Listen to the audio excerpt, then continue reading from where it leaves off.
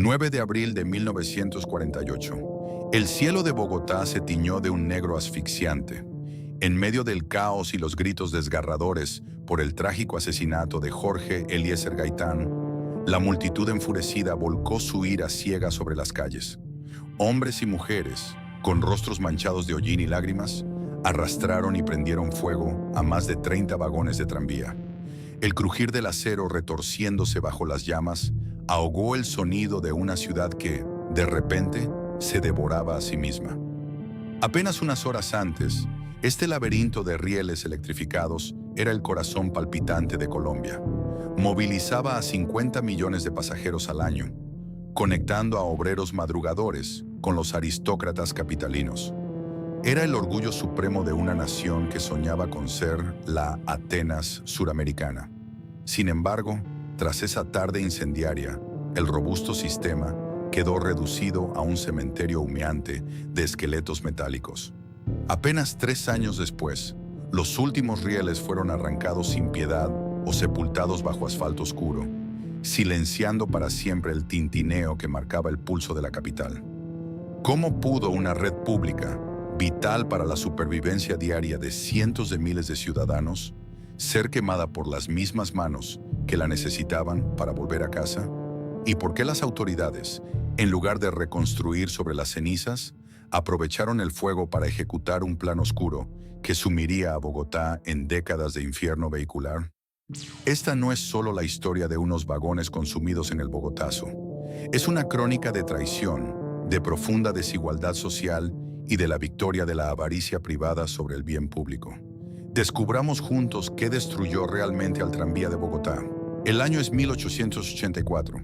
A más de 2.600 metros sobre el nivel del mar, en la fría y brumosa sabana de los Andes, Bogotá era una ciudad que apenas despertaba al mundo. Con poco más de 100.000 habitantes, la capital colombiana era un laberinto de calles estrechas y empedradas, flanqueadas por casonas coloniales de gruesos muros de adobe, balcones de madera tallada y pesados techos de tejas de barro. El silencio monacal de la urbe, solo interrumpido esporádicamente por el incesante repique de las campanas de las iglesias y el murmullo de los mercados locales, escondía una ambición latente. Las élites intelectuales y políticas, vestidas con abrigos oscuros y sombreros de copa para combatir el frío glacial, soñaban con transformar esta urbe aislada en un faro de cultura y civilización, una metrópoli que con orgullo se autodenominaría la Atenas suramericana. Pero para ser una ciudad moderna, Bogotá necesitaba imperativamente moverse como una. El 24 de diciembre de ese mismo año, los bogotanos recibieron un regalo de Navidad que cambiaría para siempre la geografía y la dinámica urbana. Desde la emblemática Plaza de Bolívar, el corazón político, social y religioso del país, partió el viaje inaugural del tranvía de Bogotá. Sin embargo, no hubo motores ruidosos ni redes de cables eléctricos iluminando el cielo en este génesis. Lo que la multitud curiosa presenció aquel día fue el llamado tranvía de sangre o tranvía de tracción animal. Eran elegantes vagones de madera finamente barnizada, fabricados a miles de kilómetros de distancia por la prestigiosa compañía J.G. Brill en Filadelfia, Estados Unidos. La sola llegada de estos vehículos a la capital representó una odisea monumental, un triunfo absoluto de la terquedad humana sobre una geografía hostil. Los pesados vagones habían cruzado el mar Caribe, remontado las traicioneras y sofocantes aguas del río Magdalena en buques de vapor, para luego ser desarmados pieza por pieza y subidos a lomo de mula por los escarpados, embarrados e implacables caminos de herradura de la cordillera oriental. Aquel esfuerzo titánico, que costó fortunas y un inmenso sudor humano, subrayaba la desesperada sed de progreso que consumía a la ciudad. Cuando las ruedas de acero finalmente rodaron sobre los rieles importados, tiradas por yuntas de mulas y caballos enjaezados, el crujido de la madera flexionándose y el sonido rítmico de los cascos sobre las piedras se convirtieron en la nueva sinfonía de Bogotá. El tranvía no era simplemente un medio de transporte eficiente, era un teatro social rodante. Los coches estaban rígidamente divididos en clases, un reflejo fiel de la estamental y conservadora sociedad colombiana de finales del siglo XIX. En la primera clase, con asientos acolchados, ventanas de vidrio y resguardados del viento paramuno, Viajaban los caballeros de bastón y las damas envueltas en finas mantillas importadas de Europa. En la segunda clase, al aire libre o con duros bancos de madera, se apretujaban diariamente artesanos, comerciantes, sirvientes y obreros. A pesar de estas marcadas divisiones físicas, el tranvía obligó a la ciudad a encontrarse consigo misma. Redujo drásticamente las distancias entre los barrios céntricos tradicionales y las nuevas expansiones urbanas que comenzaban a brotar hacia el norte, como el sector de Chapinero. Una zona de quintas de recreo y aire puro, a donde las familias ricas escapaban los fines de semana, y que, gracias a los fríos rieles de acero, quedó atada umbilicalmente a la Plaza de Bolívar. El tranvía comenzó a dictar el ritmo de la vida. Su itinerario inquebrantable marcaba las horas de entrada a los talleres, los ministerios y las tiendas. Durante más de 2 décadas, el agudo tintineo de la campana, operada por el conductor por medio de un pedal, que advertía a los peatones y carruajes despistados de su paso, fue el metrónomo de una capital que se negaba a quedarse atrás en la inexorable carrera hacia la modernidad. Pero este periodo fundacional idílico, esta postal romántica de bestias, de carga jalando pintorescos coches de madera, ocultaba una profunda y peligrosa contradicción. El grandioso sueño de la Bogotá industrial estaba atado por el cuello a las severas e inflexibles limitaciones de la fuerza biológica. A medida que amanecía el siglo XX, la ciudad experimentó los primeros temblores de un crecimiento demográfico sostenido. Las constantes guerras civiles que desangraban las provincias, en particular la devastadora Guerra de los 1000 días, empujaron a miles de campesinos desplazados hacia las puertas de la capital en busca de un refugio seguro y oportunidades de supervivencia. La demanda por movilidad urbana se multiplicó exponencialmente de un año a otro. De pronto, las extenuadas mulas ya no daban abasto. El sistema de sangre comenzó a mostrar sus dolorosas y evidentes fisuras. Los animales sufrían jornadas abusivas bajo la inclemente lluvia bogotana o el sol picante de la alta montaña. Caían enfermos con frecuencia, colapsaban de puro agotamiento en medio de las vías, paralizando por completo el tráfico de las arterias principales. Peor aún, mortales epidemias equinas arrasaron repetidamente con las caballerizas de la empresa operadora, dejando a la metrópoli literalmente varada y a pie durante días enteros. Además del colapso logístico, el costo sanitario era insostenible para una urbe con ínfulas de grandeza. El constante rastro de estiércol y orina, dejado por cientos de animales a lo largo de las vías principales, fermentándose bajo el sol andino, contradecía violentamente la imagen de higiene, pulcritud y sofisticación europea que la Atenas suramericana desesperadamente intentaba proyectar al mundo. La compañía estadounidense que poseía la concesión, The Bogotá City Railway Company, comenzó a ser vista con un profundo desdén. El resentimiento no era solo por cuestiones operativas, tenía raíces en un creciente nacionalismo. Tras la dolorosa pérdida de Panamá en 1903, facilitada por Estados Unidos, cualquier monopolio norteamericano en territorio colombiano era blanco de justificada desconfianza.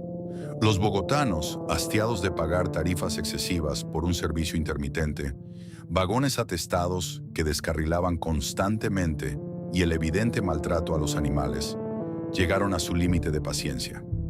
La tensión latente estalló trágicamente en 1910, un accidente fatal en el que un tranvía arrastrado por mulas atropelló a un peatón, encendió la mecha de la indignación ciudadana.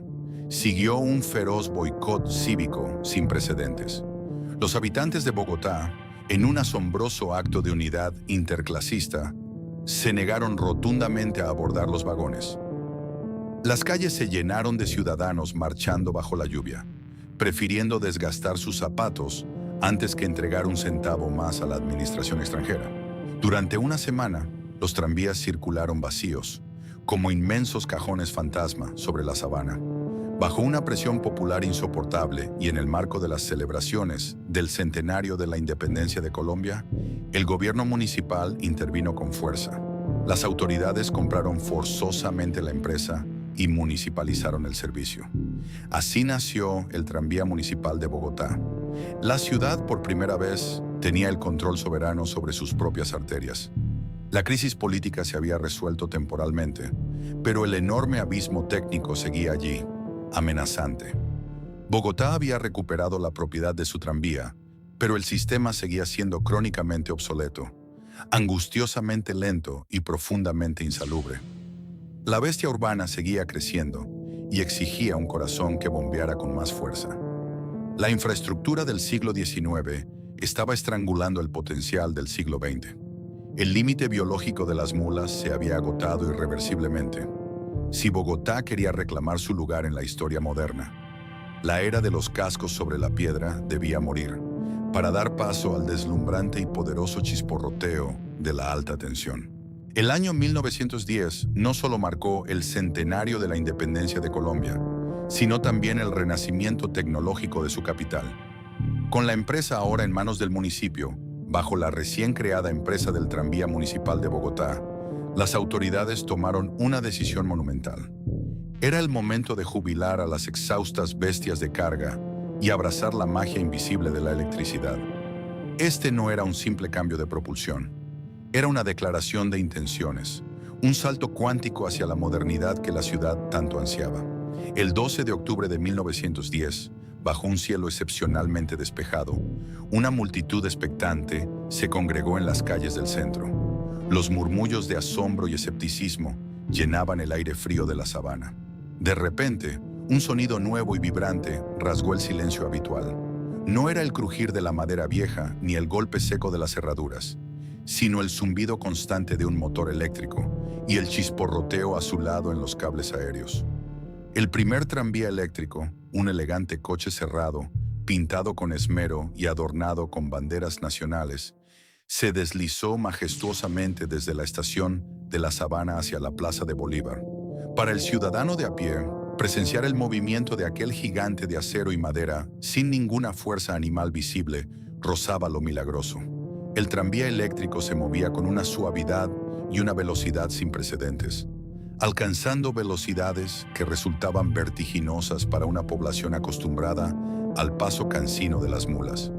La noche bogotana, antes oscura y temible, comenzó a ser puntuada por los brillantes faros redondos de los vagones que cortaban la niebla, iluminando fachadas coloniales y rostros maravillados en las aceras.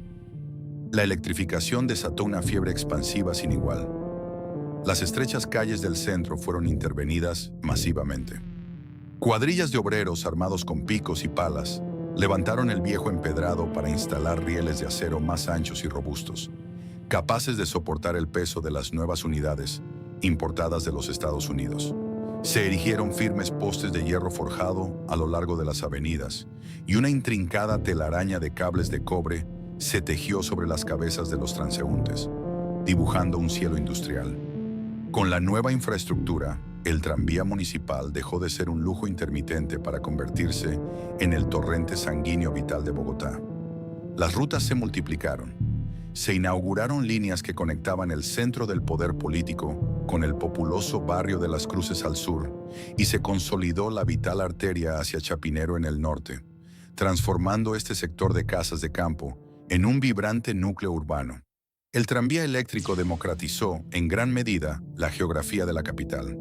Por unos pocos centavos, cualquier trabajador podía cruzar la ciudad de un extremo a otro, ahorrando preciosas horas de fatiga física. En los brillantes asientos de las nuevas flotas, la rígida estructura social bogotana experimentó una fugaz pero real fricción igualitaria. Empleados públicos de traje impecable, estudiantes de saco y corbata y obreros con manos curtidas compartían el mismo vehículo, unidos por el suave balanceo del viaje y el agudo, pero moderno, tintineo de la campana. Durante las décadas de 1910 y 1920, la empresa del tranvía municipal se erigió como la joya de la corona administrativa de la ciudad. Generaba ganancias sustanciales que nutrían las arcas públicas, financiando incluso la instalación de alcantarillados y pavimentación en otras áreas. Bogotá, por un momento deslumbrante, parecía haber domesticado el caos del crecimiento a través de las vías del tren. Para la década de 1920, la empresa del tranvía municipal había alcanzado una cúspide de esplendor que ninguna otra institución pública bogotana había experimentado. Las estadísticas de la época reflejaban un éxito asombroso e innegable. De transportar a unas pocas decenas de miles de usuarios en la precaria era de las mulas, el robusto sistema electrificado pasó a movilizar a más de 10 millones de pasajeros anuales. Las postales de la época capturaban con profundo orgullo a estos colosos metálicos cruzando la elegante carrera séptima, con los imponentes cerros orientales de Monserrate y Guadalupe como un dramático telón de fondo. La puntualidad casi británica de los despachos y el orden civilizado en los paraderos eran exhibidos por las élites como pruebas irrefutables de que los colombianos, a pesar del tumultuoso siglo XIX de guerras civiles que habían dejado atrás, eran perfectamente capaces de administrar e integrar la tecnología de vanguardia del primer mundo. El tranvía no solo movía personas hacia sus destinos, movía el estatus mismo de una capital que, por un breve instante, se sintió verdaderamente invencible. Sin embargo, toda cima brillante e imponente proyecta invariablemente una sombra profunda. Detrás de las relucientes carrocerías de madera barnizada y de los abultados balances financieros que celebraba con júbilo el Consejo Municipal en sus actas, se escondía una vulnerabilidad estructural aguda, casi invisible para el ojo inexperto y embriagado por el progreso. El diseño de la red tranviaria era prisionero de la geografía misma de Bogotá. Encajonada entre la muralla natural de la cordillera al oriente y la vasta planicie inundable al occidente, la ciudad crecía de forma estrictamente lineal, estirándose de sur a norte. Esto obligó al tranvía a desarrollarse no como una red perimetral ágil en forma de telaraña, sino como una espina dorsal rígida, concentrando casi toda la inmensa presión del tráfico sobre arterias únicas y saturadas, haciendo de la Plaza de Bolívar un embudo crítico. Esta hiperconcentración geográfica creó un sistema de una fragilidad silenciosa pero alarmante. Al depender estrictamente de rieles fijos incrustados en el pavimento y de un suministro eléctrico centralizado a través de cables aéreos, el sistema carecía por completo de flexibilidad táctica. Si un solo vagón sufría un desperfecto mecánico en plena vía, si las torrenciales lluvias andinas inundaban y cortocircuitaban un tramo de la línea, o si una falla en la planta eléctrica apagaba las catenarias, no se detenía simplemente un vehículo aislado. Se producía una trombosis urbana instantánea. Se paralizaban kilómetros enteros del sistema en un efecto dominó ineludible. Las largas filas de tranvías detenidos, uno detrás de otro a lo largo de las avenidas, como inertes eslabones de una enorme cadena rota, comenzaron a ser una vista esporádica, pero secretamente preocupante. La ciudad había apostado su movilidad total y su supervivencia económica diaria a una sola carta tecnológica inflexible. Aún más letal que la rigidez física era la miopía administrativa que, sutilmente, comenzó a instalarse en los lujosos despachos del gobierno local. Embriagados por los constantes y sonantes ingresos que generaban las tarifas de los miles de pasajeros diarios, los burócratas de turno comenzaron a ver a la empresa del tranvía no como un servicio público esencial, sino como una rentable caja menor. Los fondos que debían destinarse a la compra preventiva de repuestos, al mantenimiento preventivo de los motores y al trazado de líneas auxiliares para descongestionar el centro, fueron desviados progresivamente para financiar otros proyectos de ornato urbano. La reinversión tecnológica se estancó peligrosamente justo cuando más se necesitaba. El implacable reloj de arena de la historia ya había comenzado a correr. Mientras los acomodados bogotanos de la década de 1920 viajaban cómodamente leyendo la prensa matutina y escuchando el suave chisporroteo azulado sobre sus cabezas, en las lejanas zonas rurales del país se gestaba un éxodo demográfico masivo, impulsado por la incipiente industrialización, la inestabilidad rural y la profunda pobreza agrícola. Un auténtico tsunami humano de campesinos desplazados estaba a punto de romper violentamente contra las puertas de la ciudad. El tranvía municipal, diseñado, calculado y operado con precisión para una apacible urbe que no superaba los 200.000 habitantes, estaba a punto de enfrentarse a un monstruo demográfico que no figuraba en ningún plano de ingeniería de la época. La deslumbrante edad de oro del transporte eléctrico bogotano no era más que una bellísima, pero extremadamente frágil, burbuja de cristal sostenida por cables de alta tensión.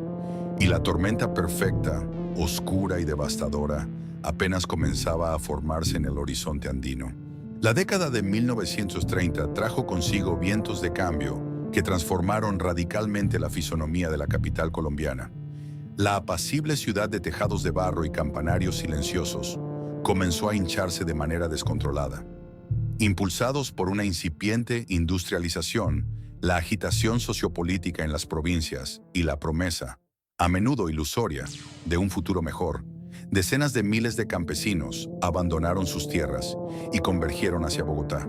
En pocos años la población se duplicó, superando rápidamente la barrera de los 300.000 habitantes y marchando aceleradamente hacia el medio millón. La Atenas suramericana se estaba convirtiendo, a pasos agigantados, en una metrópolis caótica, desigual y desbordada. El impacto de este tsunami humano recayó casi de inmediato y con una brutalidad inusitada sobre el sistema de transporte público. La empresa del tranvía municipal, que hasta hacía poco se enorgullecía de su puntualidad británica y su elegancia burguesa, se vio repentinamente aplastada por una demanda estratosférica. Las cifras oficiales comenzaron a registrar más de 30 y pronto 40 millones de pasajeros anuales. Sin embargo, este aumento astronómico en la venta de tiquetes no se tradujo en una expansión proporcional de la flota ni en la mejora de la infraestructura técnica. La burocracia municipal, lenta y autocomplaciente, continuó operando el sistema con prácticamente la misma cantidad de vagones y sobre las mismas rígidas líneas principales que habían sido trazadas una década atrás. La experiencia diaria de viajar en tranvía se transformó de un paseo civilizado en una auténtica y humillante batalla por la supervivencia urbana. Los vagones cerrados, diseñados por los ingenieros estadounidenses para albergar cómodamente a unos 40 pasajeros sentados, eran asaltados en las tensas horas pico por más de 100 almas desesperadas por llegar a sus lugares de trabajo en el centro o regresar a los nuevos y precarios barrios obreros que brotaban en la periferia y en las laderas de los cerros orientales. Las elegantes damas de sombreros importados y los caballeros de traje oscuro dejaron de ser los dueños absolutos del viaje, siendo desplazados por una marea inmensa de obreros con ruanas de lana mojada por la lluvia incesante, artesanos cargando sus pesadas herramientas y vendedoras de mercado con sus canastos desbordantes. El agudo tintineo de la campana, que antes anunciaba el progreso triunfal, ahora era ahogado por el ruido ensordecedor de los quejidos de la madera sometida a una tensión extrema. Los ejes de acero de los vagones rechinaban agonizantes en cada curva, bajo el peso inhumano de la multitud que viajaba colgando peligrosamente de los estribos, aferrándose a los marcos de las ventanas y en ocasiones dictadas por la pura desesperación, arriesgando sus vidas al subirse a los techos resbaladizos. El inconfundible olor a ozono eléctrico de los motores se mezclaba con el sudor denso y el aliento condensado de cientos de cuerpos apretujados en un espacio minúsculo, creando una atmósfera físicamente asfixiante y psicológicamente hostil. Las fallas mecánicas dejaron de ser incidentes esporádicos y tolerables para convertirse en la norma exasperante del día a día. Los motores eléctricos, forzados a arrastrar una carga de humanidad para la cual nunca fueron concebidos, se recalentaban y se incendiaban con alarmante frecuencia en plena vía, obligando a los pasajeros a evacuar en medio del pánico y el humo. Los cables aéreos, desgastados por la fricción constante y la negligencia en su mantenimiento oportuno, se rompían repentinamente, cayendo sobre las aceras mojadas y lanzando chispas aterradoras como látigos de fuego azul. Los descarrilamientos se volvieron crónicos.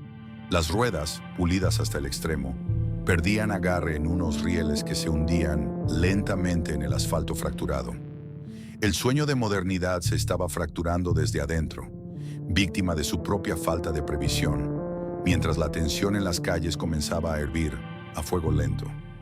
A medida que las fallas mecánicas se convertían en el pan amargo de cada día, el malestar no se limitaba únicamente a los pasajeros frustrados que llegaban tarde a sus destinos. Dentro de las entrañas mismas de la empresa del tranvía municipal, una tormenta laboral comenzaba a gestarse con una fuerza incontrolable. Los conductores, cobradores y mecánicos, Los hombres que con sus manos engrasadas y jornadas extenuantes mantenían vivo a este gigante herido, se encontraron atrapados en un sistema que los exprimía sin piedad. Obligados a cumplir horarios inhumanos, operando máquinas peligrosamente defectuosas que ponían en riesgo sus propias vidas y recibiendo salarios que la galopante inflación bogotana devoraba a fin de mes, los trabajadores del tranvía llegaron a su límite. Las primeras huelgas sindicales golpearon a la ciudad con la fuerza de un terremoto.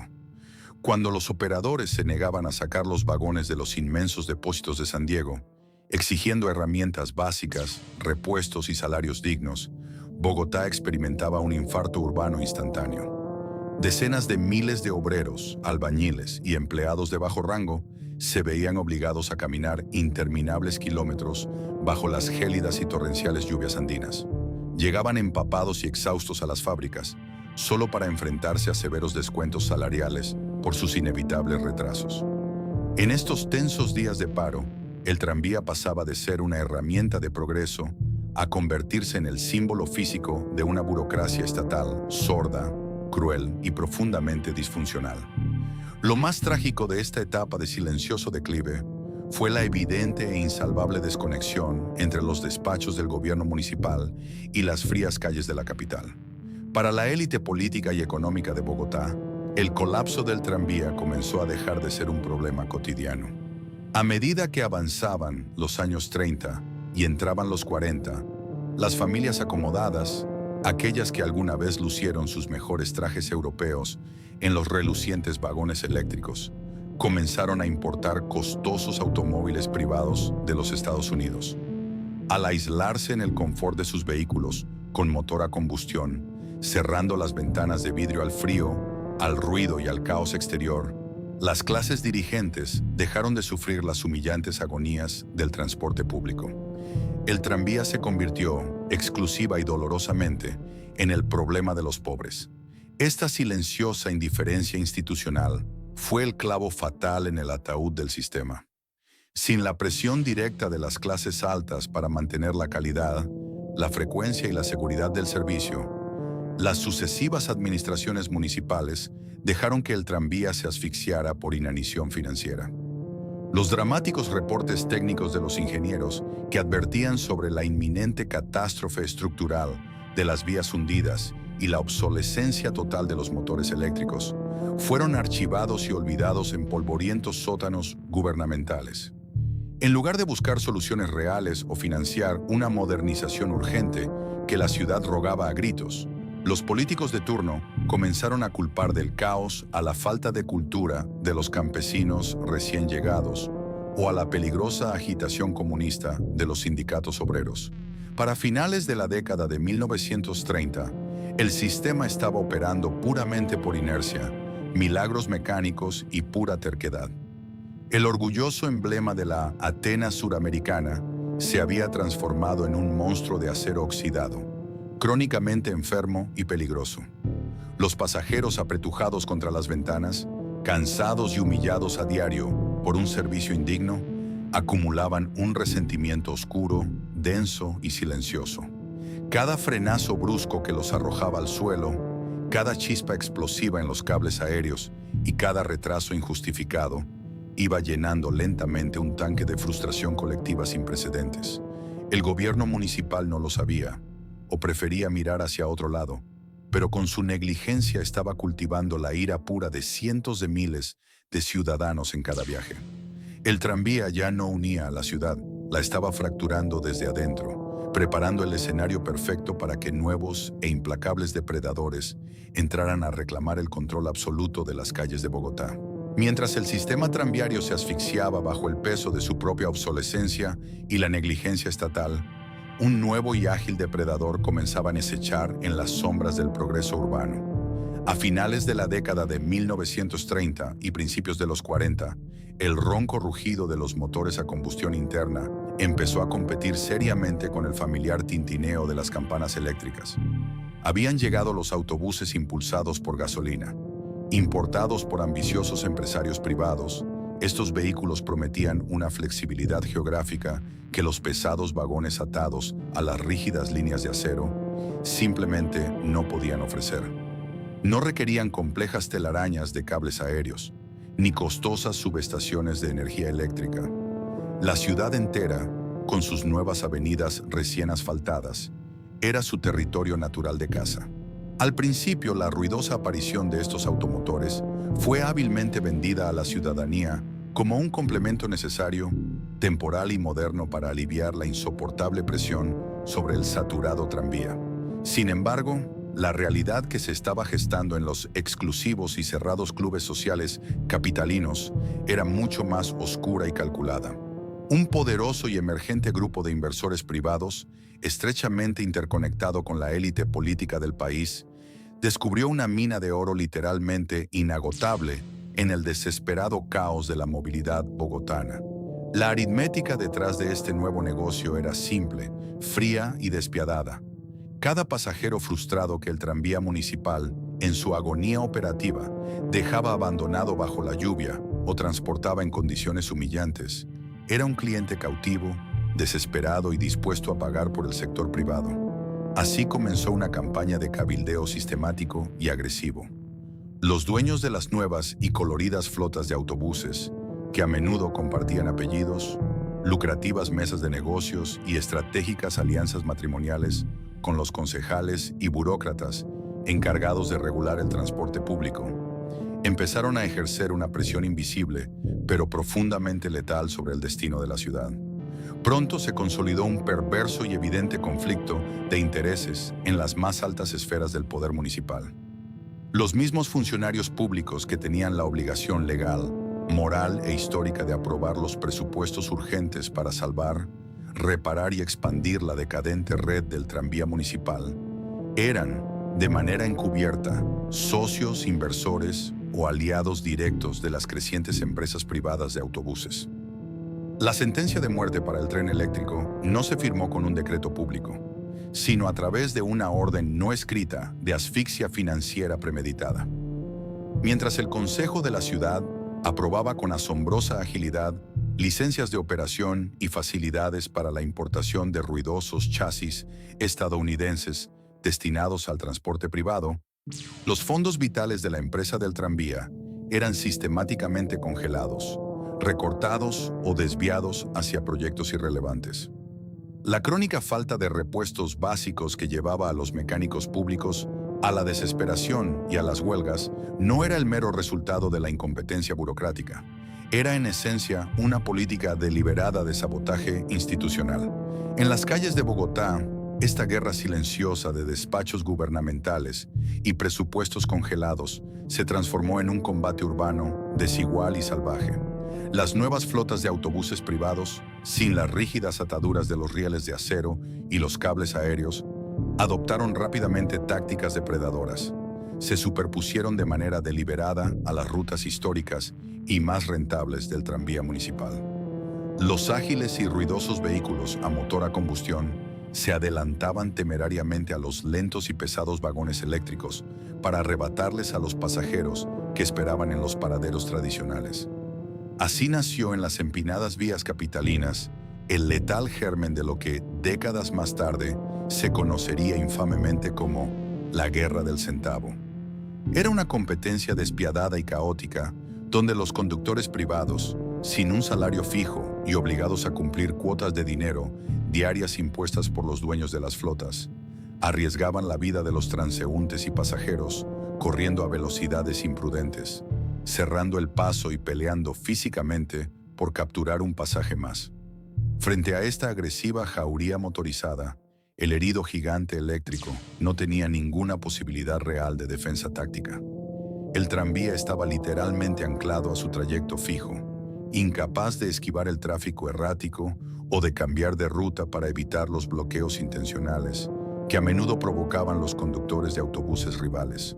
La frustración crecía como una marea oscura en los maquinistas estatales, que veían cómo la dignidad de su oficio y la seguridad de sus pasajeros eran pisoteadas por una competencia desleal, avalada desde las sombras por las mismas autoridades públicas que debían protegerlos y regular el orden. Mientras tanto, dentro de los gigantescos talleres de la Estación Central de San Diego, La empresa del tranvía municipal experimentaba una agonía técnica desgarradora y humillante. Ante la absoluta y premeditada negativa del gobierno para autorizar las divisas necesarias para la compra de repuestos importados, los mecánicos y obreros se vieron forzados a implementar una dolorosa política de canibalismo industrial. Para mantener operando a duras penas las rutas críticas que conectaban el sur obrero con el centro, comenzaron a desarmar los vagones más antiguos o levemente averiados. Les arrancaban motores, ejes, frenos y resistencias eléctricas en la oscuridad de la noche para instalarlos en las unidades menos deterioradas. Lentamente, los orgullosos patios del tranvía se fueron transformando en un lúgubre cementerio de esqueletos de madera astillada y hierro oxidado, un testimonio visual e irrefutable del estrangulamiento sistemático diseñado por las élites. Para asegurar el triunfo absoluto de los intereses privados, el asedio físico y financiero en las calles fue acompañado de una calculada y brutal campaña de desprestigio en la opinión pública. Los principales periódicos y emisoras de la ciudad, fuertemente influenciados por la lucrativa publicidad pagada por los importadores de vehículos norteamericanos, los distribuidores de llantas de caucho y las grandes empresas petroleras, comenzaron a moldear una narrativa profundamente tóxica. En sus influyentes páginas editoriales, el tranvía dejó de ser mencionado como un servicio público víctima del abandono gubernamental. En cambio, fue cruelmente etiquetado como un estorbo obsoleto, un dinosaurio metálico e ineficiente que afeaba la ciudad y obstaculizaba el paso triunfal de los modernos automóviles. El autobús de gasolina, por el contrario, era celebrado en rimbombantes titulares como el símbolo incuestionable del siglo XX, la herramienta del progreso libre que Bogotá exigía para equipararse, por fin, a las vibrantes metrópolis de los Estados Unidos. Se impuso la idea de que lo estatal era sinónimo de atraso y ruina, mientras que la empresa privada traería la salvación sobre ruedas. A medida que el año 1947 llegaba a su fin, la trampa letal estaba perfectamente cerrada. El sistema tranviario bogotano había sido desangrado financieramente desde los ministerios, acorralado en las calles por una competencia voraz, desarmado en sus propios talleres y despojado de su honorabilidad ante la opinión pública por una élite mercantil que solo veía cifras de ganancias en el caos urbano. El sistema era un cascarón vacío, sostenido por la inercia de la costumbre. Sin embargo, el golpe final, el martillazo definitivo que destruiría esta red para siempre, no vendría de una fría ordenanza municipal, ni de la firma burocrática de un alcalde. Vendría de las entrañas mismas de una ciudad profundamente fracturada y desigual, un polvorín social saturado de miseria y frustración política, que solo necesitaba una única chispa trágica para estallar en 1000 pedazos. El año 1948 amaneció sobre Bogotá con una pesadez lúgubre, como si la espesa niebla matutina que descendía de los cerros orientales estuviera cargada de un presagio oscuro y palpable. La capital colombiana, que alguna vez soñó románticamente con ser la elegante Atenas de los Andes, era ahora un inmenso escenario de contrastes brutales y dolorosos. La brecha entre ricos y pobres ya no era una simple estadística económica debatiéndose en las asambleas. Era una herida abierta, supurante y visible en cada esquina, en cada fachada y de manera punzante en cada calle transitada por los maltrechos vagones del tranvía municipal.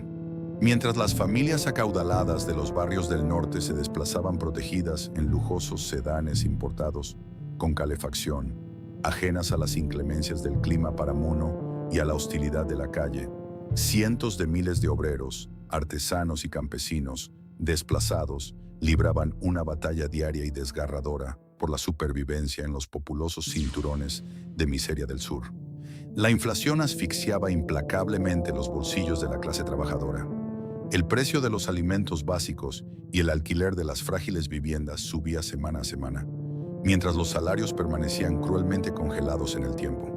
Las condiciones de vida en los nuevos barrios obreros eran precarias, marcadas por el hacinamiento extremo, la ausencia de alcantarillado y la falta de agua potable. Para estas mayorías silenciosas, totalmente invisibles para el gobierno conservador del presidente Mariano Ospina Pérez, El colapso sistemático del transporte público no era una simple molestia logística. Era un asalto directo y diario a su dignidad humana.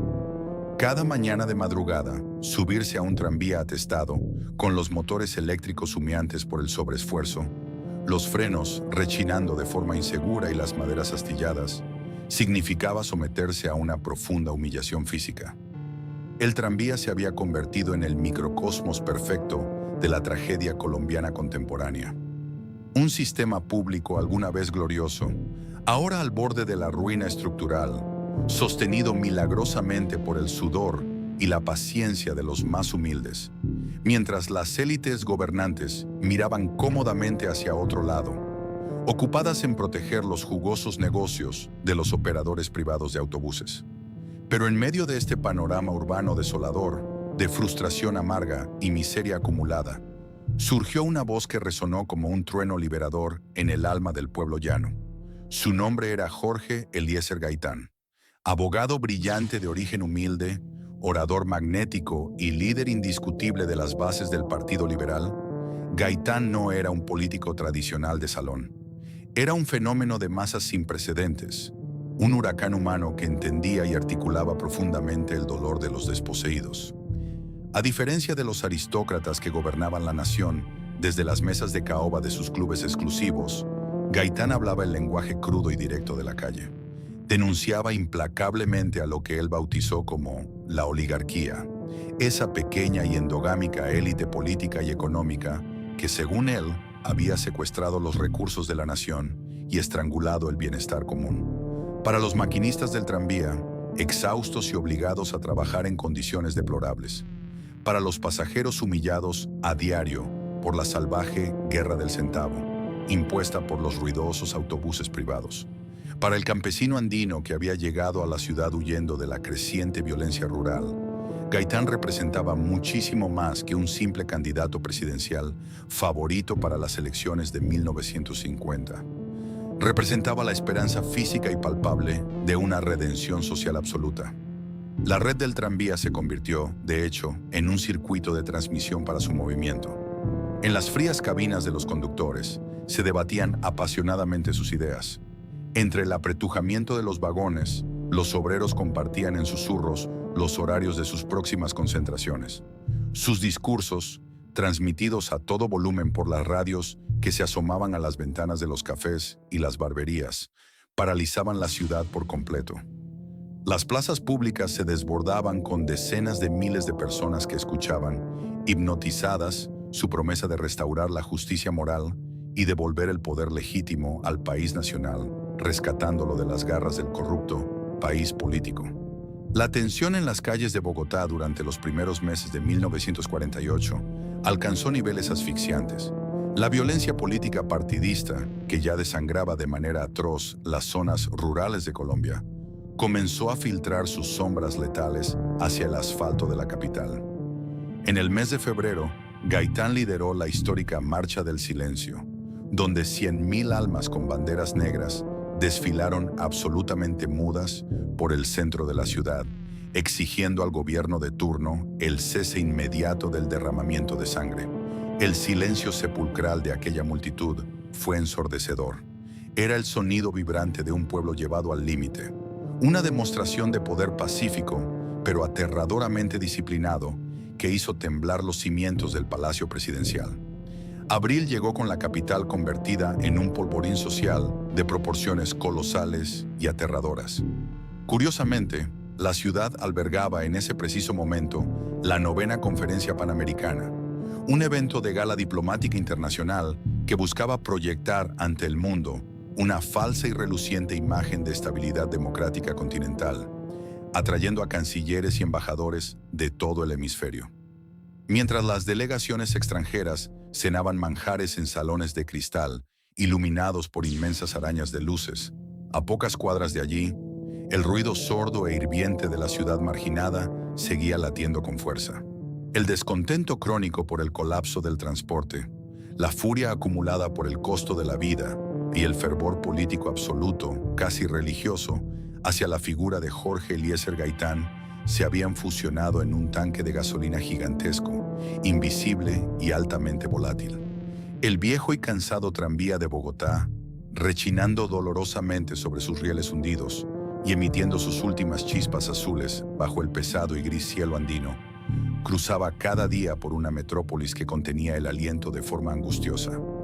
Nadie en el gobierno lo sabía con certeza, o tal vez preferían ignorarlo con arrogancia, pero el reloj de la historia marcaba los últimos y definitivos segundos de una era.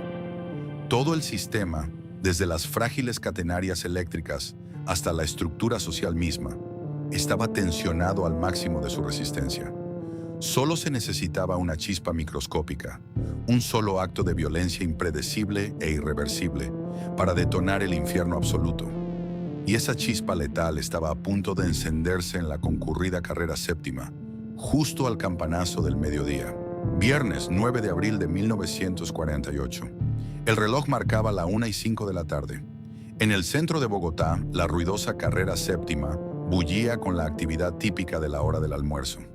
Oficinistas, lustrabotas, vendedores ambulantes y tranvías repletos compartían el estrecho corredor urbano bajo un cielo plomizo que amenazaba con descargar la habitual lluvia andina. En la puerta del edificio, Agustín Nieto, Jorge Eliezer Gaitán, el líder absoluto de las masas y la esperanza viva de los desposeídos, salió a la calle acompañado por varios amigos. Daba unos pocos pasos hacia su destino cuando la historia de Colombia se partió en dos con un chasquido metálico. 3 disparos de revólver a quemarropa rasgaron el aire. El ídolo del pueblo se desplomó sobre la acera fría, mortalmente herido. El autor de los disparos, un hombre pálido y desaliñado llamado Juan Roa Sierra, fue rápidamente acorralado por una multitud que, en cuestión de segundos, pasó del estupor a una rabia primitiva, ciega e incontrolable. El grito desgarrador de «¡Mataron a Gaitán!» rebotó contra las fachadas coloniales y republicanas, viajando más rápido que la corriente eléctrica por los cables del tranvía. La noticia se esparció como pólvora encendida a través de las emisoras de radio, que interrumpieron su programación para llamar al pueblo a las armas. En cuestión de minutos, la ciudad experimentó una metamorfosis aterradora.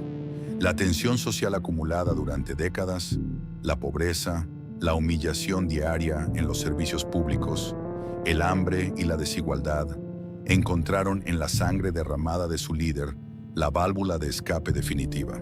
El tanque de gasolina invisible del que la élite tanto se había burlado, finalmente había detonado. La multitud, presa de un dolor profundo que rápidamente mutó en sed de venganza, linchó a Roa Sierra en el acto, arrastrando su cuerpo destrozado por la carrera séptima hasta dejarlo tirado y desnudo frente a las puertas cerradas del Palacio Presidencial. Pero la muerte del asesino no fue suficiente para apagar el incendio emocional. La turba, alimentada por miles de obreros que bajaban corriendo desde los cerros orientales, empuñando herramientas, piedras y palos, comenzó a saquear ferreterías para armarse con machetes. La policía, abrumada por la magnitud del estallido o simpatizando abiertamente con el dolor del pueblo, entregó sus armas o se unió a la revuelta. El orden institucional se desintegró en menos de una hora.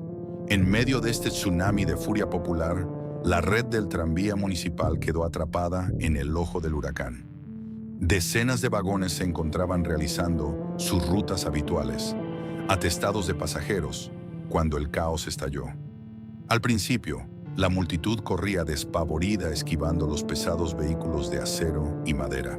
Sin embargo, a medida que la violencia escalaba y los disturbios bloqueaban las intersecciones principales, el sistema sufrió un colapso físico inmediato. En un intento desesperado por detener el avance de la turba o por fallas en la red generadas por los primeros destrozos, el suministro eléctrico centralizado fue cortado. De un instante a otro, las catenarias dejaron de zumbar. Los majestuosos vagones del tranvía, que hasta esa mañana representaban la columna vertebral de la movilidad bogotana, se detuvieron abruptamente en seco. Quedaron inmovilizados, esparcidos como gigantescos cetáceos encallados en medio de un mar de asfalto hirviente de odio. Los conductores y cobradores, hombres de clase trabajadora que en su inmensa mayoría eran fervientes devotos de Gaitán, abandonaron sus puestos en estado de shock. Muchos dejaron las puertas abiertas y se sumaron a la marea humana que exigía la caída del gobierno conservador. Los tranvías abandonados, pesados e inamovibles rápidamente adoptaron un nuevo y macabro propósito. Los amotinados, buscando protegerse de los disparos esporádicos que comenzaban a cruzar el aire desde los techos ocupados por francotiradores gubernamentales, utilizaron los inmensos vagones como barricadas improvisadas. La turba comenzó a volcar estos mastodontes mecánicos de toneladas de peso con la fuerza pura de cientos de brazos unidos por la desesperación, el agudo rechinar del acero retorciéndose y el crujido de la fina madera importada rompiéndose contra el pavimento se sumaron a la sinfonía del apocalipsis urbano. Pero el uso de los tranvías como meros escudos de acero sería solo el preludio. A medida que la tarde avanzaba y la lluvia se mezclaba con la sangre en las cunetas, la ira de la multitud encontró una nueva forma de expresión, más brillante, más caliente y definitivamente más destructiva. A medida que la tarde de aquel fatídico 9 de abril se oscurecía, una densa capa de humo negro comenzó a asfixiar el valle y a ocultar los imponentes cerros orientales. Los tranvías volcados, que inicialmente habían servido como frías trincheras de acero para los insurrectos, pronto se convirtieron en pavorosas piras funerarias. En el paroxismo de la destrucción, sin líderes visibles ni un objetivo estratégico claro más allá de borrar cualquier símbolo de la autoridad que los oprimía, la multitud enardecida dirigió su furia contra los propios vagones que, irónicamente, los habían transportado al centro esa misma mañana.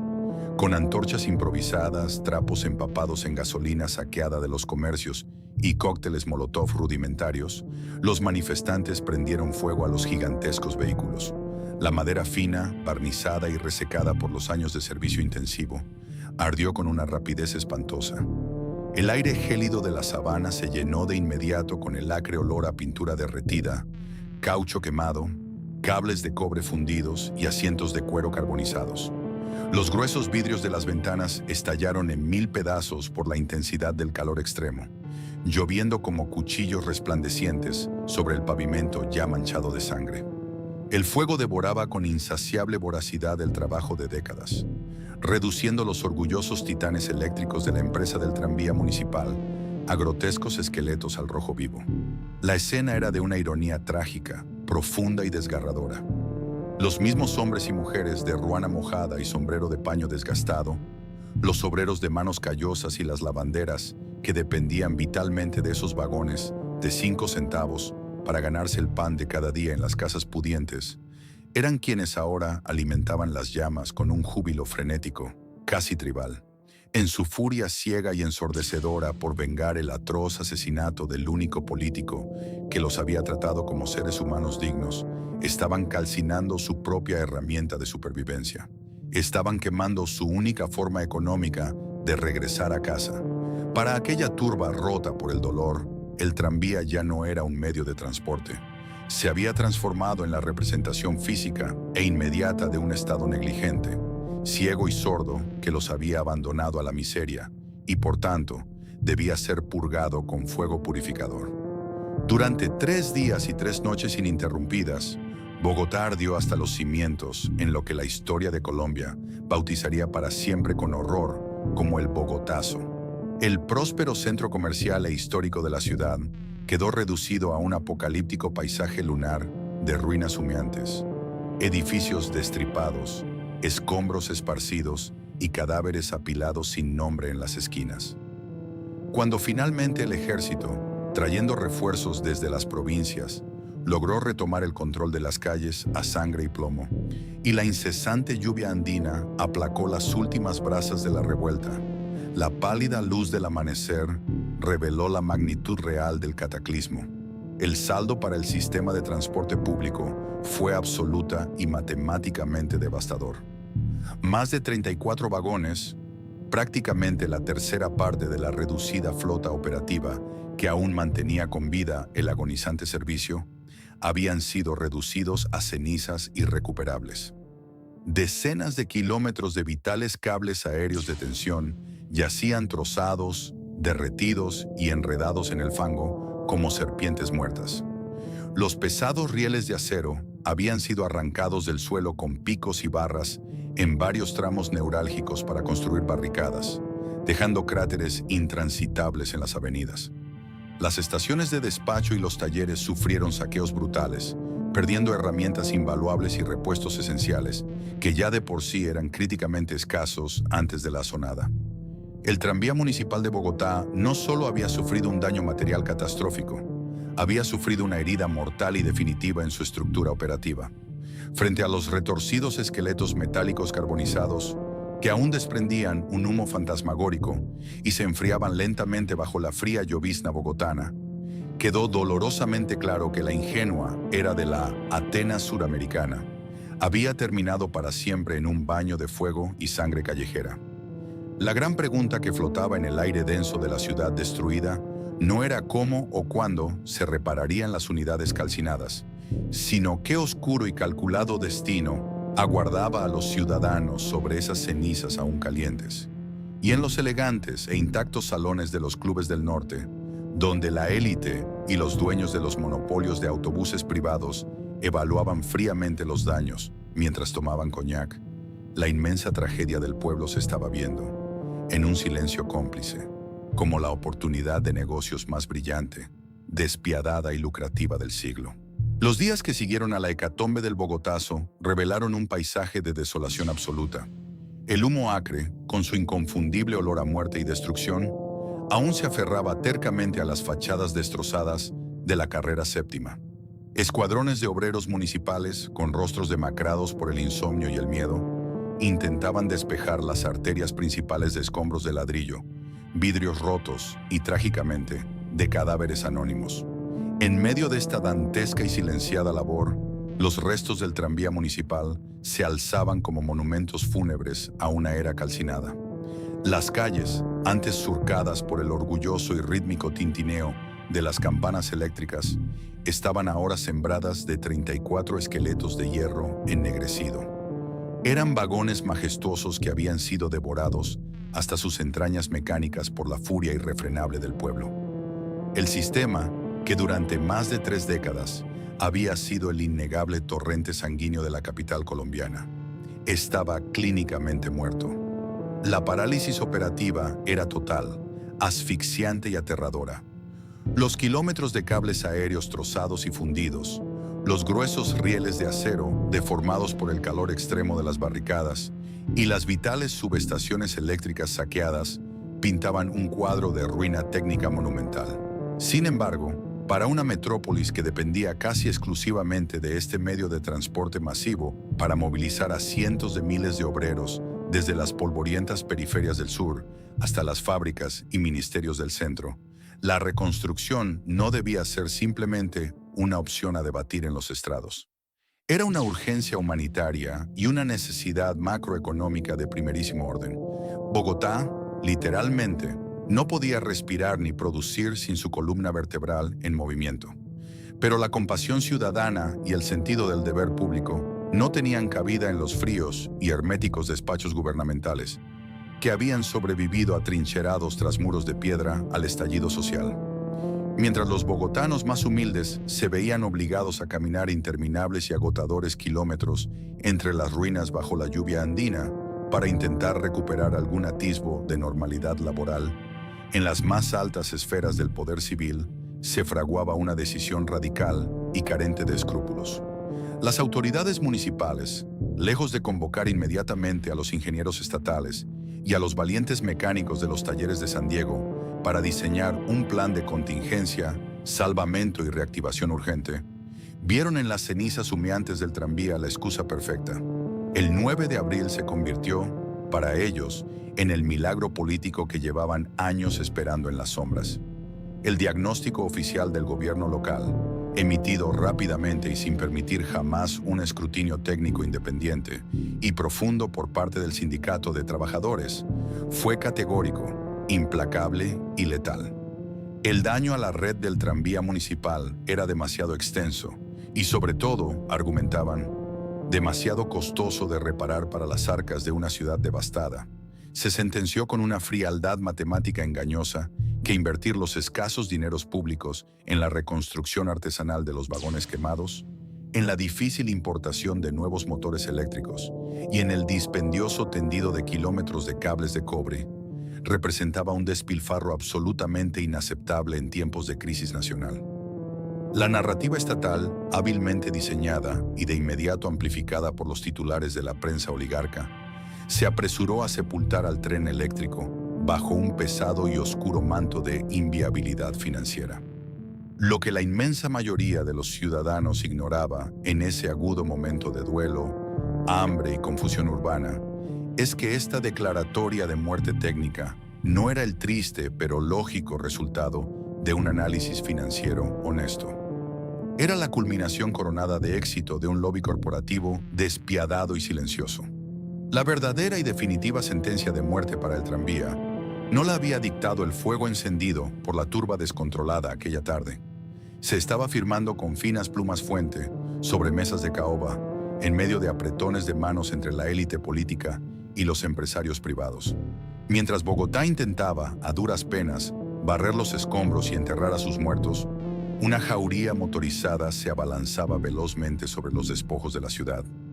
Los dueños de las incipientes flotas de autobuses privados, respaldados desde las sombras por los acaudalados importadores de vehículos de Detroit y los grandes consorcios petroleros extranjeros, vieron en la parálisis del tranvía un inmenso y lucrativo vacío que debía ser llenado de inmediato.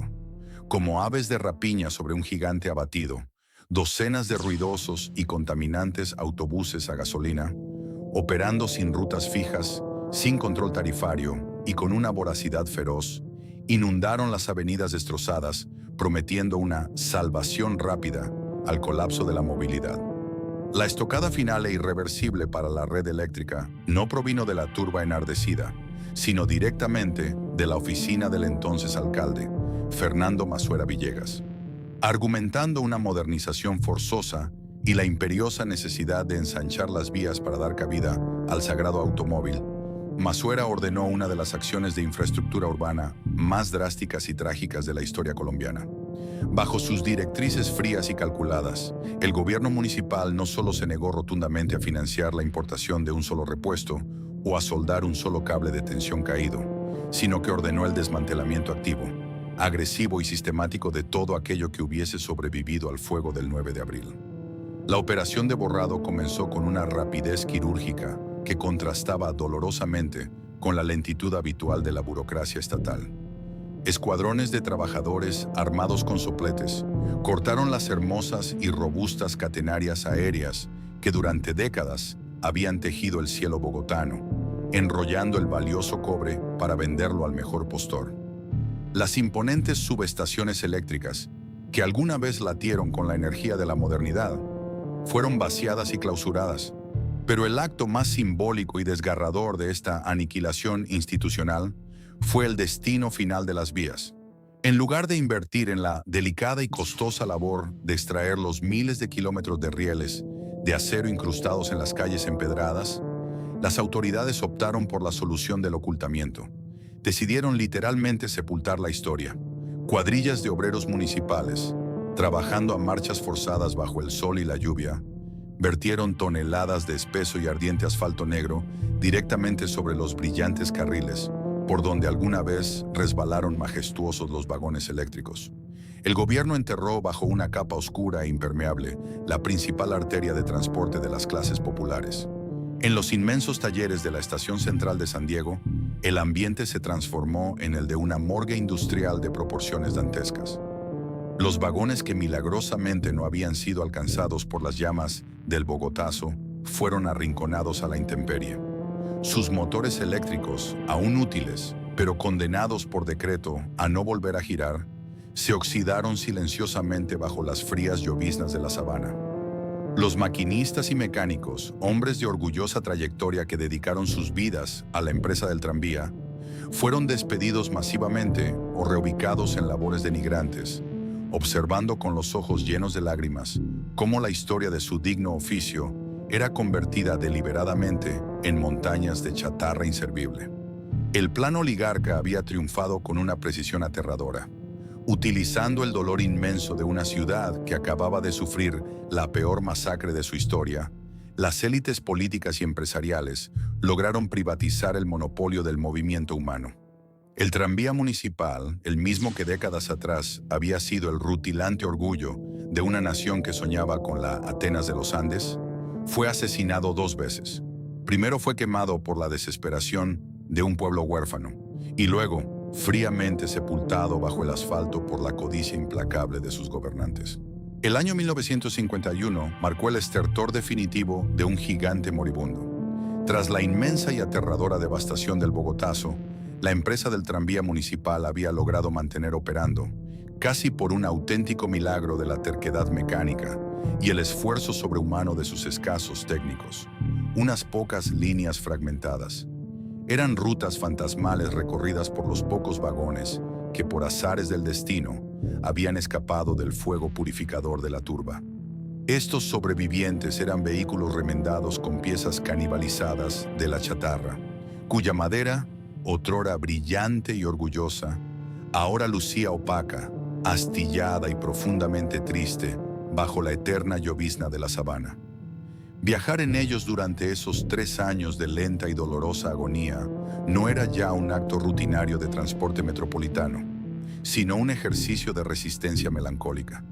El sistema estaba acorralado, asfixiado económicamente por una alcaldía que se negaba a inyectarle un solo peso de inversión, y arrinconado físicamente en las calles por la marea creciente de los autobuses privados que rugían a su alrededor con una impaciencia depredadora. El destino fatal estaba sellado. Solo faltaba dictar la fecha oficial de defunción. Esa fecha llegó con una frialdad burocrática pasmosa a mediados de ese mismo año. El último viaje del tranvía de Bogotá no estuvo acompañado por la fanfarria de bandas militares, ni por los discursos grandilocuentes de los políticos que décadas atrás se habían jactado de su inauguración. Por el contrario, estuvo envuelto en un silencio denso, pesado y profundamente apesadumbrado. Un solitario vagón, crujiendo sobre sus ejes de acero desgastados, emprendió su recorrido final desde el centro histórico hacia los enormes y sombríos talleres de la estación de San Diego. En su interior no viajaban multitudes apresuradas ni oficinistas distraídos. Los asientos de madera acogían a unos pocos ciudadanos de miradas melancólicas, ancianos de sombrero de paño y antiguos trabajadores de la empresa que aferraban sus tiquetes de cartón como si fuesen reliquias sagradas de una era extinta. El anciano conductor, con las manos curtidas y temblorosas posadas sobre los pesados controles de bronce que había operado durante más de 30 años, miraba fijamente hacia adelante a través del cristal empañado. Se negaba en silencio a aceptar que aquella sería la última vez que sentiría la poderosa corriente eléctrica vibrar bajo las suelas de sus zapatos. Cuando el pesado vehículo cruzó por última vez las altas puertas de hierro del depósito y los motores se apagaron con un sordo suspiro metálico, el inconfundible y agudo tintineo de la campana de pedal sonó una vez más. Su eco rebotó contra los muros fríos del taller y se perdió para siempre en la neblina andina. Fue el último latido electromecánico de la Atenas suramericana. Lo que siguió de inmediato a esa desconexión final fue un ejercicio de amnesia urbana e ingeniería del olvido sin precedentes en la historia de la capital. Con una prisa inusitada que revelaba descarnadamente el profundo interés económico detrás de la clausura, la administración municipal procedió a borrar sistemáticamente cualquier rastro físico de la red. Las pesadas y humeantes maquinarias de asfalto rodaron por las estrechas calles empedradas, derramando gruesas, ardientes y oscuras capas de alquitrán directamente sobre los brillantes rieles de acero. No hubo un esfuerzo planificado por desenterrar la infraestructura. Simplemente se tomó la decisión política de sepultarla en la oscuridad, creando lápidas kilométricas que atravesaban la ciudad de sur a norte. Las elegantes estructuras de las paradas fueron demolidas de la noche a la mañana o abandonadas a la ruina, y los últimos y esbeltos postes de hierro forjado, que aún sostenían fragmentos inútiles de la red eléctrica, fueron cortados desde la base con sopletes industriales para ser vendidos al peso como vil chatarra. Una quietud antinatural y fantasmal descendió sobre las rutas históricas. Pero este silencio de los rieles no traería paz, sino que sería el preludio inmediato a un nuevo tipo de ruido. Uno muchísimo más agresivo, tóxico y letal para el espíritu de la metrópolis. La gran promesa gubernamental y corporativa que había justificado el asesinato sistemático del tranvía afirmaba, en rimbombantes titulares de prensa, que la erradicación de los vagones sobre rieles daría paso a una era dorada de fluidez, modernidad y progreso motorizado sin ataduras. Sin embargo, la burbuja de esa ilusión se desmoronó de manera casi instantánea y brutal. Al desaparecer por completo el único sistema de transporte masivo que estaba regulado, estructurado y subsidiado por el Estado, el monopolio absoluto de la movilidad ciudadana cayó inerte en las garras de los intereses privados. Las calles, recién asfaltadas sobre la tumba del tren eléctrico, se llenaron velozmente de enjambres incontrolables, de autobuses importados, operados por docenas de pequeñas empresas fragmentadas y sin ninguna coordinación logística central. Liberados de la molesta competencia estatal, los dueños de estas nuevas flotas motorizadas impusieron de facto su propia ley en las calles. Las tarifas de los pasajes subieron de manera arbitraria y punitiva, golpeando sin piedad los bolsillos de la clase trabajadora. Las rutas menos rentables, aquellas que conectaban con los barrios obreros más pobres y alejados en las laderas de las montañas, fueron abandonadas cruelmente, dejando a miles de ciudadanos literalmente aislados y obligados a caminar horas bajo la intemperie. El servicio dejó de ser un derecho público para convertirse en una mercancía profundamente indigna. Así, sobre las cenizas y el asfalto del viejo sistema, había nacido formalmente lo que los bogotanos bautizarían con terror como la guerra del centavo. Sin un salario base garantizado, los exhaustos conductores de los nuevos autobuses se vieron obligados a competir a muerte, literalmente, por cada pasajero que aguardaba en las aceras. Las avenidas de Bogotá se transformaron de la noche a la mañana en pistas de carreras mortales y anárquicas. El orden predecible y civilizado que imponían los rieles de acero fue violentamente reemplazado por el caos absoluto de los frenazos bruscos, los cruces temerarios, los bloqueos vehiculares intencionales y una alarmante ola de accidentes de tránsito que tiñeron de sangre fresca el asfalto recién puesto. Para las generaciones mayores que habían crecido viajando en la relativa dignidad, el silencio y la seguridad del sistema eléctrico, el contraste diario era un castigo desgarrador. Observaban con profunda amargura desde las aceras cómo la ciudad de sus amores se ahogaba en el desorden total, rodeados por nubes de smog tóxico, añorando en secreto el suave y rítmico balanceo de los coches de madera. La dolorosa y cruda verdad se hizo evidente demasiado tarde para remediarla. La decisión histórica de borrar al tranvía no había sido en absoluto un salto triunfal hacia el futuro, sino un gigantesco y trágico paso hacia el abismo oscuro del caos urbano. El silencio definitivo de los rieles sepultados bajo la calle era, en realidad, el grito ahogado de una ciudad entera que había vendido su alma y su tranquilidad al mejor postor. Pasaron las décadas y la pesadilla urbana que comenzó con la erradicación del tranvía no hizo más que profundizarse, extendiendo sus raíces tóxicas por cada rincón de la capital. Bogotá, aquella ciudad que alguna vez soñó con la elegancia europea y que había estructurado su ritmo vital alrededor del tintineo eléctrico, se transformó rápidamente en un monstruo de asfalto y humo. Una metrópolis que crecía a un ritmo vertiginoso, pero que carecía por completo de un sistema circulatorio que la mantuviera sana y unida. La promesa de progreso motorizado, vendida con tanto ahínco por las élites y los monopolios que sepultaron los rieles, resultó ser una de las estafas sociales más grandes, costosas y dolorosas de la historia moderna de Colombia. Durante casi medio siglo, los bogotanos fueron rehenes diarios de un sistema de transporte público fragmentado, anárquico y profundamente indigno. La guerra del centavo dejó de ser una simple frase de advertencia periodística para convertirse en el credo sangriento y cotidiano de las calles.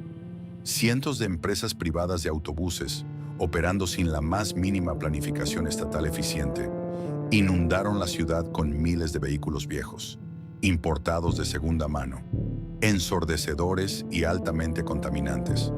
El caos vehicular se normalizó de una manera aterradora y asfixiante. Las avenidas principales se convirtieron en arenas de gladiadores, donde los conductores, sometidos a extenuantes jornadas laborales, sin prestaciones sociales ni salario fijo, competían a muerte por la moneda de cada pasajero. Los accidentes de tránsito fatales, la contaminación atmosférica severa que oscurecía el cielo andino y las horas incontables perdidas en monumentales atascos vehiculares se incrustaron en el ADN de la ciudad.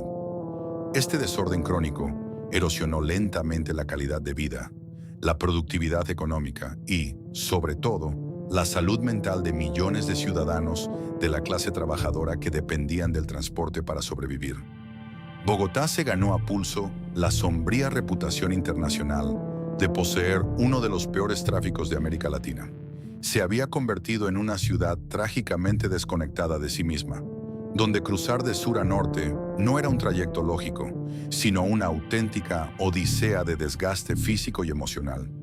La ausencia de un transporte masivo estructurado y guiado, como un metro pesado o una red de tranvías modernos que otras ciudades del mundo desarrollaron, cuidaron y preservaron celosamente durante el siglo XX, dejó una herida profunda en la equidad social bogotana. Quienes tenían los recursos se aislaban en sus automóviles particulares, encendiendo la radio para ignorar el desastre exterior y contribuyendo paradójicamente aún más al embotellamiento crónico. Quienes no, debían someterse a la humillación ineludible del hacinamiento extremo, el robo y la inseguridad en buses destartalados. No fue sino hasta el amanecer del nuevo milenio, casi 50 años después de la dolorosa y premeditada clausura del tranvía, que la ciudad intentó desesperadamente corregir su rumbo histórico con la implementación del sistema Transmilenio. Este proyecto de autobuses de tránsito rápido, con sus carriles exclusivos y grandes estaciones rojas, representó el primer esfuerzo real del Estado por retomar el monopolio y el control de la movilidad. Sin embargo, a pesar de sus innegables aciertos iniciales, que le devolvieron cierta dignidad al viaje, el Transmilenio no pudo borrar el pecado original de la urbe. Al final del día, seguía siendo un sistema basado en ruedas de caucho, intentando cumplir con gran dificultad la monumental tarea logística que, en cualquier otra metrópolis de su escala, estaría a cargo de una red ferroviaria pesada. La sombra del tranvía asesinado seguía proyectándose, irónica y vengativa, sobre las estaciones atestadas de Transmilenio. Hoy en día, el legado de la caída del tranvía de Bogotá va muchísimo más allá de los fríos problemas de ingeniería vial. Es una profunda y desgarradora lección sociológica sobre las consecuencias irreversibles de la corrupción institucional, la miopía política y la letal influencia del cabildeo privado sobre el patrimonio público. La historia de sus vagones quemados en el Bogotazo y sus vías ocultas por decreto es un manual exacto de cómo no gobernar el crecimiento de una capital. Demuestra con una crueldad histórica innegable que cuando una sociedad sacrifica su infraestructura pública en el altar de la avaricia corporativa, condena a múltiples generaciones de sus propios hijos a pagar un precio exorbitante con su tiempo, su paz y su dignidad. Aún así, a pesar del inmenso esfuerzo oficial durante décadas por borrar este capítulo de la memoria colectiva, la ciudad nunca pudo silenciar completamente a su viejo y terco corazón de acero. De manera poética y casi sobrenatural, el pasado físico de Bogotá se niega rotundamente a permanecer bajo tierra. De tanto en tanto, cuando el intenso sol de la alta montaña agrieta el pavimento de las calles tradicionales, o cuando los obreros raspan las capas superiores del asfalto en la carrera séptima o la calle 13 para reparaciones, la gruesa costra negra cede. Y allí, asomándose bajo el ruido ensordecedor de los motores modernos, vuelven a aparecer intactos los viejos, gruesos y oxidados rieles del tranvía. Estas cicatrices de metal, emergiendo a la luz del día, son como los huesos insepultos de un gigante traicionado. Se han convertido en verdaderos fantasmas urbanos, testigos irrefutables de una época en la que Bogotá, por un momento brillante y fugaz, supo avanzar juntas sobre una misma vía, Para los transeúntes que, en medio de la prisa capitalina, bajan la mirada y logran observar estas líneas de acero incrustadas en la calle, el mensaje es un eco que estremece el alma. El verdadero progreso no siempre se mide en lo que construimos sobre la superficie, y las peores ruinas de una civilización no siempre son las que dejó el fuego, sino aquellas valiosas verdades que los hombres en el poder decidieron enterrar bajo el asfalto y el silencio. El tranvía de Bogotá no fue simplemente un medio de transporte que sucumbió ante la inevitable marcha de la modernidad. Fue el sacrificio calculado de un sistema público vital en el frío altar de la codicia privada. Su trágica historia nos enseña una verdad universal y profundamente dolorosa sobre el desarrollo urbano. Cuando las decisiones estructurales de una metrópolis se toman en los salones cerrados de los clubes y no en las calles, son los ciudadanos más vulnerables quienes terminan pagando el precio de la improvisación con su tiempo, su dignidad y su paz. El fuego del 9 de abril calcinó los vagones, es cierto, pero fue la apatía estatal, la corrupción institucional y el implacable lobby corporativo lo que realmente pavimentó su tumba. Al arrancar y sepultar esos rieles, Bogotá no solo perdió una forma eficiente de moverse, perdió la oportunidad irrepetible de crecer como una ciudad verdaderamente conectada, equitativa y humana. Esta crónica nos recuerda que las venas de acero de una urbe son muchísimo más que simple infraestructura. Son el reflejo directo del contrato social entre el Estado y su gente. Cuando ese contrato se rompe por la avaricia, el caos asume inevitablemente el control. Hoy, mientras enfrentamos los agobiantes desafíos diarios del tráfico, la contaminación tóxica y la desigualdad en la movilidad en nuestras ciudades, los fantasmas de acero del tranvía de Bogotá nos invitan a detenernos y reflexionar. ¿Para quién estamos construyendo realmente el futuro? ¿Estamos priorizando el bienestar colectivo o protegiendo el beneficio de unos pocos? La historia física puede estar enterrada bajo gruesas capas de asfalto, pero sus duras lecciones siguen latiendo con una fuerza innegable, esperando ser escuchadas antes de que cometamos una y otra vez los mismos errores. Si esta inmersión en las profundidades de la historia urbana y social de Colombia te ha hecho ver a Bogotá con otros ojos, te invito a suscribirte al canal, dejar tu me gusta y compartir este documental. ¿Qué otro sistema de transporte o gran industria latinoamericana crees que fue víctima de un destino similar o de un sabotaje silencioso? Cuéntamelo en la sección de comentarios, siempre los leo. Tu apoyo es el motor que nos permite seguir desenterrando las verdades ocultas que moldearon nuestro presente. Hasta la próxima historia.